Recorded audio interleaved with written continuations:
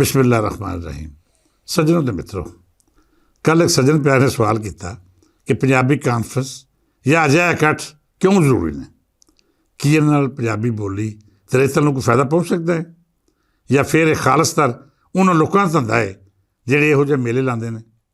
मैं बड़े तमल नाल उस प्यारे की गल सुनी तो बड़ी तसल्ली नाल आख्या कि दुनिया का कोई भी काम मंदा या चंगा नहीं हुंदा, तुहाडी नीयत उहनूं मनफी या मस्बत बनाती है।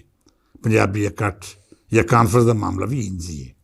जे तुहाडी नीयत नेक है फिर सत्ते ही खैरां ने, तो जे तुहाडी नीयत फतूर है तो फिर तुसीं अज भी कर रहो तो नेकी थां तुहाडा नामा माल विच उंज ही लिखिया जाएगा जिवें मुनाफिकां दे मत्थे उत्ते उन्हां दा अकीदा क़यामत दे रोज़ विखाली देवेगा। पंजाबी कानफ्रेंस राहीं अपनी बोली ते रेतल दा सुणिया आम करने का सिलसिला बहुत पुराना है। मैं 70 की दहाई तो कानफ्रेंसां करवा रहा हाँ तो इनका हिस्सा भी बन रहा हाँ। ज़िया दौर में भी असी पंजाब की गल की, जलसे जलूस कढ़े, फिर इहदे बदले सज़ावां भी भुगतियां, नुकसान भी चले तो धमकियां भी बर्दाश्त कीतियां। पर ईमानदारी की गल है, कभी भी पंजाबी काज या अपने नज़रिए नूं कारोबार नहीं बनाया। कभी नहीं सोचा कि मैं कोई कानफ्रेंस या इकट्ठ करवा के इन्ना माल पानी इकट्ठा कर लवां कि मैनूं कोई भी काम धंधा करने की लोड़ ना पवे। मैं चोरी परवेज के दौर फखर जमान नाल रल के बहुत सारे कानफ्रेंस के प्रोग्राम किए। दुनिया भर में वसन वाले पंजाबियों एक प्लेटफार्म तो इकट्ठा करने की कोशिश की। उन्होंने असूलों की बुनियाद पर फिर राह भी वखरा किया, पर असां दोवां एक दूजे पर कोई इल्ज़ाम नहीं लाया, क्यों जो मैं चंगी तरह जानता हाँ कि फखर जमान भी दी नीयत माड़ी नहीं। वो देश पंजाब का सच्चा तो सुच्चा सेवक है और दिलों होकर चाहता है कि साड़ी बोली का झंडा उच्चा रहे। हाँ, कुछ खामियां हो सकदियां ने जिहड़ियां हर शख्स च हो सकदियां ने। अज फखर जमान हो रही बीमार ने तो उन्होंने अपने हत्थों में करने वाले उन्होंने नाम वरत के उस अजीमो शान सिलसिले को खराब कर रहे हैं जिहड़े एक दौर में देश पंजाब के सभी सेवकां रल के शुरू किया सी। बहरहाल मैं फखर जमान होरां नूं उन्हां दी पंजाब सेवा उत्ते सलामी पेश करन दे नाल नाल अपने मित्र प्यारे नूं ये मिसाल जरूर देवांगा कि तुसीं जेकर इस धरती की रेतल ते बोली नूं अपना कारोबार बनाओगे तो फिर तुहाडे मुकद्दर विच बदनामी तो सब कुछ नहीं आउणा। तो जेकर तुसीं अपना आप वेच वट के इस देश की सेवा करोगे फिर यकीन मनो रब सच्चा तुहानूं उस थामों अता करेगा जिस तुहानूं कभी उम्मीद भी नहीं हो सकती। गल चल रही सी पंजाब सेवा ते कानफ्रेंस की। असीं पिछले वरे पंजाब विचों बाहर निकल के त्रीजे पंजाब का इंतखाब किया तो मैनचेस्टर विच एक अजीमो शान मेला लाया।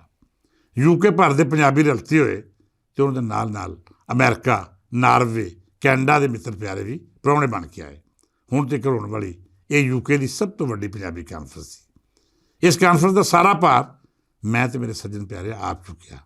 ना किसी को कोई रुपया लिया तो ना ही स्पॉन्सरशिप के नाम से किसी के अगे झोली अड्डी। रब सच्चे ने सानू साडे नीयत दे भाग लाए। एक कानफ्रेंस कामयाब हुई तो सानू यूके वसदे मित्र प्यारे ने मजबूर कर दिता कि असीं हर साल आलमी पंजाबी सांझ कानफ्रेंस यूके करवानी है। हुण असीं 1 मई तो लैके 3 मई 2026 एक अजीमो शान इकट्ठ करन दा आर कर रहे हैं।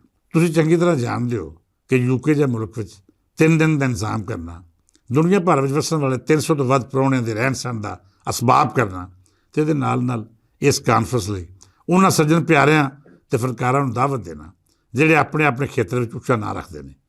ये कोई सौखा काम नहीं।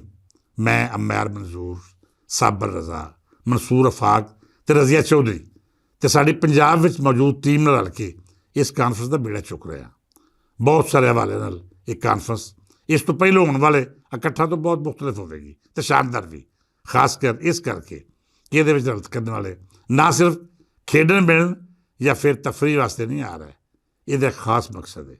ये मकसद उस सवाल का जवाब है जिहड़ा मैं अज की गलबात के मुढ़ले वेले तुहाडे सामने रखिया। सज्जन प्यारिओ, सवाल ये सी कि इन्हां कानफ्रेंसां दा देश पंजाब की रेतल ते बोली नूं की फायदा हो सकता है। तो प्यारिओ, बड़ी साफ तो सीधी जी गल है कि जेकर तुहाडी नीयत साफ है तो फिर इसका फायदा ही फायदा है। तो इसकी बरकत नाल वो लोग भी तुहाडी बोली ते आवाज़ नाल जुड़नगे जिहड़े इत्थों दूर ने। असीं जद भी कोई कानफ्रेंस या अजिहा इकट्ठ करवाया उहदे विच तारीख का नतारा किया, अपने हीरो नूं याद रखिया, इस धरती की सूझ ते फिक्र नूं सामने रख के फिक्शन ते नवे मौजूआत सामने रखदे होए बास बासा किया। साडा सब तो मुख मामला यह होंदा है ਕਿ ਆਪਣੀ ਉਸ ਨਵੀਂ ਨਸਲ ਨੂੰ ਨਾਲ ਜੋੜੀਏ ਜਿਹੜੀ ਪੰਜਾਬੀ ਤੋਂ ਦੂਰ ਜਾ ਰਹੀ ਹੈ, ਜਿਹਨੂੰ ਇਹ ਮੁਗਾਲਤਾ ਪਾ ਦਿੱਤਾ ਗਿਆ ਹੈ ਕਿ ਪੰਜਾਬੀ ਬੋਲੀ ਉੱਚੀ ਫਿਕਰ ਅਤੇ ਇਜ਼ਹਾਰ ਦੀ ਬੋਲੀ ਨਹੀਂ। ਜਿਹੜੀ ਨਸਲ ਇਸ ਬੋਲੀ ਵਿੱਚ ਤਖਲੀਕ ਹੋਣ ਵਾਲਾ ਉੱਚ ਪੱਧਰੀ ਅਦਬ ਅਤੇ ਸਾਥ ਨਹੀਂ ਪਰਖ ਸਕੀ, ਉਹ ਨਸਲ ਜੇਕਰ ਪੰਜਾਬੀ ਨੂੰ ਇਖਤਿਆਰ ਕਰੇਗੀ ਤਾਂ ਫਿਰ ਸਾਡੀ ਇਹ ਫਿਕਰ ਦੂਰ ਹੋ ਜਾਏਗੀ ਕਿ ਆਉਣ ਵਾਲੇ ਵੇਲੇ ਵਿੱਚ ਪੰਜਾਬੀ ਬੋਲੀ ਗੈਰ ਮਹਿਫੂਜ਼ ਹੈ। ਸਾਡੀ ਇਸ ਕਾਨਫਰੰਸ ਦਾ ਮਕਸਦ ਵੀ ਖਾਲੀ ਸ਼ੁਗਰ ਮੇਲਾ ਜਾਂ ਰੰਗਬਾਜ਼ੀ ਨਹੀਂ, ਨਾ ਹੀ ਸਾਡੇ ਇਹਨਾਂ ਸੱਜਣ ਪਿਆਰਿਆਂ ਵਿੱਚੋਂ ਕੋਈ ਇੱਕ ਵੀ ਅਜਿਹਾ ਹੈ ਜਿਹਨੂੰ ਪੰਜਾਬੀ ਬੋਲੀ ਦਾ ਨਾਂ ਵੇਚ ਕੇ ਮਾਲ ਪਾਣੀ ਇਕੱਠਾ ਕਰਨ ਦਾ ਸ਼ੌਕ ਹੋਵੇ। ਇਸ ਕਾਨਫਰੰਸ ਦੀ ਸਾਰੀ ਇੰਤਜ਼ਾਮੀਆਂ ਰੱਬ ਦੀ ਰਹਿਮਤ ਨਾਲ ਰੱਜੀ ਪੁੱਜੀ ਹੈ। ਸੋ ਸਾਡੇ ਲਈ ਇੱਥੋਂ ਬਚਤਾ ਕਰਨਾ ਜਾਂ ਦਿਹਾੜੀਆਂ ਲਾਉਣਾ ਇੰਝ ਹੀ ਹੈ ਜਿਵੇਂ ਕੋਈ ਆਪਣਾ ਈਮਾਨ ਵੇਚ ਦੇਵੇ। ਜਿਹੜੇ ਦਿਹਾੜੀਆਂ ਲਾਉਂਦੇ ਨੇ, ਮਾਂ ਬੋਲੀ ਵੇਚਦੇ ਨੇ ਅਤੇ ਆਪਣੀ ਰੇਤਲ ਤਮਾਸ਼ਾ ਕਰਕੇ ਬੋਝੇ ਭਰਦੇ ਨੇ, ਉਹਨਾਂ ਦੀ ਕਦੀ ਪੂਰੇ ਨਹੀਂ ਜੇ ਪੈਣੀ। ਸੋ ਬੇਲੀਓ ਤਿਆਰੀਆਂ ਕਰੋ, 1 ਮਈ ਤੋਂ ਸਾਡੇ ਬਾਂਹ ਬੇਲੀ ਬਣ ਕੇ ਮਾਂਚੈਸਟਰ ਵਿੱਚ ਇਸ ਇਕੱਠ ਦੇ ਰਲਤੀ ਬਣੋ। ਅਖੀਰ 'ਤੇ ਮੈਂ ਕੈਨੇਡਾ ਵਸਦੇ ਦਿਲਬਰ ਕਥੋਰੀਆ ਦਾ ਜ਼ਿਕਰ ਜ਼ਰੂਰ ਕਰਾਂਗਾ, ਜਿਹੜੇ ਇਸ ਹਿੱਸੇ ਵਿੱਚ ਸਾਡਾ ਬਰਾਬਰ ਖਲੋਤੇ ਹੋਏ ਨੇ। ਉਹ ਇਸ ਕਾਨਫਰੰਸ ਵਿੱਚ ਕੈਨੇਡਾ ਤੋਂ ਵੱਡਾ ਵਫਦ ਲੈ ਕੇ ਆਉਣਗੇ ਅਤੇ ਸਾਡੀਆਂ ਰੌਣਕਾਂ ਵਧਾਉਣਗੇ। ਉਹ ਆਰੀ ਵੀ ਨੇ ਅਤੇ ਮੁੱਖ ਪ੍ਰਾਹੁਣੇ ਵੀ। ਅਖੀਰ ਉੱਤੇ ਇਹੋ ਦੁਆ ਹੈ ਕਿ ਰੱਬ ਸੱਚਾ ਹਰ ਉਸ ਬੰਦੇ ਨੂੰ ਕਾਮਯਾਬੀ ਦੇਵੇ ਜਿਹੜਾ ਮੇਰੀ ਮਾਂ ਬੋਲੀ ਦਾ ਜ਼ਿਕਰ ਕਰਦਾ ਹੈ, ਜਿਹਦਾ ਮਕਸਦ ਮੇਰੀ ਰਹਿਤਲ ਦਾ ਤਹਫ਼ੁਜ਼ ਕਰਨਾ ਹੈ ਅਤੇ ਇਸ ਨੂੰ ਅਗਾਂਹ ਵਧਾਉਣਾ ਹੈ। ਮੈਂ ਹਰ ਉਸ ਸੱਚੇ ਪੰਜਾਬੀ ਸੇਵਕ ਦਾ ਖਾਦਮ ਹਾਂ ਜਿਸ ਦੇ ਈਮਾਨ ਦਾ ਹਿੱਸਾ ਆਪਣੀ ਬੋਲੀ, ਰਹਿਤਲ ਅਤੇ ਦੇਸ਼ ਦਾ ਨਾਂ ਅਗਾਂਹ ਵਧਾਉਣਾ ਹੈ। ਇਸ ਦੁਆ ਨਾਲ ਇਜਾਜ਼ਤ ਦਿਓ ਕਿ ਰੱਬ ਸੱਚਾ ਮੇਰੇ ਦੇਸ਼ ਪੰਜਾਬ ਨੂੰ ਹੱਸਦਾ ਵਸਦਾ ਰੱਖੇ, ਇਹਨੂੰ ਕਿਸੇ ਦੀ ਨਜ਼ਰ ਨਾ ਲੱਗੇ ਅਤੇ ਇਹਦੀ ਸੇਵਾ ਕਰਨ ਵਾਲੇ ਜਮ ਜੀਵਨ ਪੰਜਾਬ ਦਾ ਹਰ ਪੁੱਤਰ ਅਤੇ ਧੀ ਹਰ ਪਲ ਨੂੰ ਖੁਸ਼ੀਆਂ ਨਾਲ ਜੀਵੇ ਅਤੇ ਰੱਬ ਸੋਹਣੇ ਦੀ ਰਹਿਮਤ ਦੀ ਛਾਵੇਂ ਰਵੇ। ਫਿਰ ਮਿਲਾਂਗੇ, ਇਜਾਜ਼ਤ ਦਿਓ, ਰੱਬ ਰੱਖ।